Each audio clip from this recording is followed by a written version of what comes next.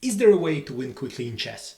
Yes, it is called tactics, short combinations that win material or even end the game.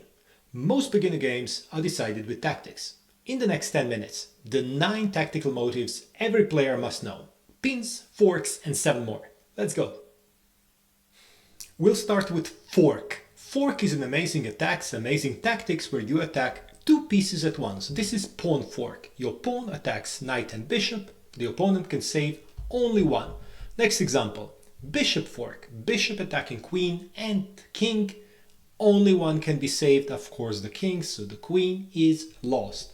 And the last one, something you can see very often, knight fork. Attacking 2 strong pieces, of course not one of them should be a knight, and winning material again. Fork is an amazing tactics. Next tactics is pin. A piece can't move because it is pinned to the more valuable piece in the back. How it works? Let's say that this white knight takes the black knight. Queen shouldn't take it back because it gets pinned and lost. It can't move, king is in the back, so it is getting taken and it is game over. Let's see another example. Relative pin. So queen is behind, so this knight could in theory be moved, but then you would lose your queen. So how do you continue an attack like this? You simply bring more pieces into the game. And whatever black decides to move, even if they push that f4 pawn, it is not going to end really well for them. So that is how you win with the pin. Next example. Pin again, knight versus the queen, and again the idea is strengthen the attack, and whatever is being done by black now, they are getting in worse shape after this. Tactics always helps. Skewer is the opposite of pin, so bigger piece, more valuable piece is in front, you force it to move and you simply pick up the lesser, the smaller, the less valuable piece. How it works here, black is threatening the checkmate, but they didn't see the move bishop to f3. Queen is forced to move, you pick up the bishop. Or a typical endgame tactics here. So white is winning here because king is in the wrong spot. White moves the rook to h8. Whatever else would black do, they would simply pull the queen. So they take the pawn, and there is a skewer, king has to move, and you pick up the rook. Skewer is amazing.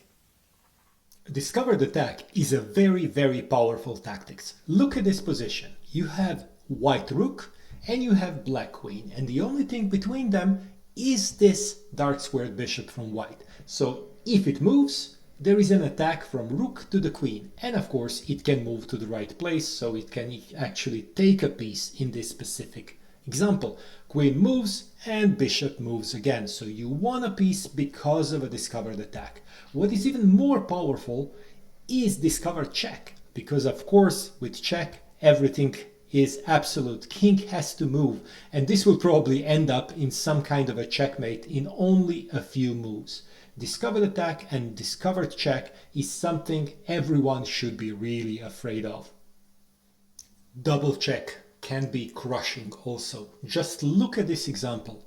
Knight takes and 2 pieces are now delivering check. So king can't do anything else but move, because if you take or block one of these pieces, the other one would still hold check. So you need to move the king, and then practically something bad happens. In this case, either a checkmate or losing the queen. So you are really in a great place if you can deliver a double check. Now this is an example where it can lead it even to the checkmate. So double check as step 1, and once the king moves, checkmate in step 2. Because of the double check, the only option to the other side is moving the king. So it's very forced, very directed, and very dangerous. White prepared a great discovered attack against the queen, but black uses it against them. They simply remove the defender, remove the bishop that's defending the knight, and pick up the knight. Remove the defender can work very well for you also. Now look at the next example.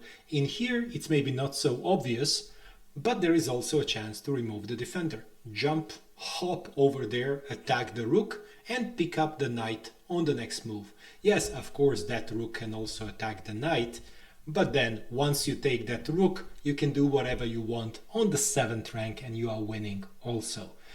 They remove the defender. Powerful tactics. Yes, there is something called an X-ray attack in chess. So much about chess in plain English. But look at this example. This rook is actually attacked twice, not only by the queen, but also by this rook who looks at it with an X-ray vision. So how does it work? How does the attack work? Queen takes the rook and then the other rook comes here and delivers checkmate. This is the X-ray attack, very powerful if you see it in the right moment. Zwischenzug or in-between move. Let me show it to you by an example. White takes the knight, probably expecting something like rook taking it back and then a check and grabbing that bishop, and white is clearly better.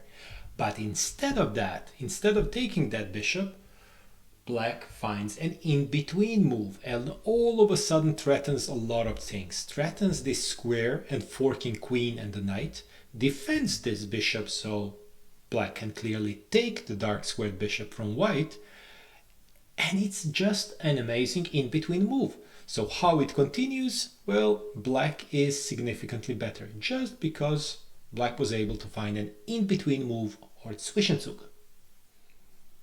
Desperado. A piece that's already lost does some damage. Let me show you an example. White takes this pawn, expecting that on the next move it will simply take this knight with a queen, and probably expecting bishop to come and take this. But black doesn't do that. Black does something else instead and says my knight is lost, I'll do some damage, attacks the rook, grabs the pawn, and makes it a fair exchange instead of purely losing a pawn. Desperado in action. 9 tactical motives that decide many games.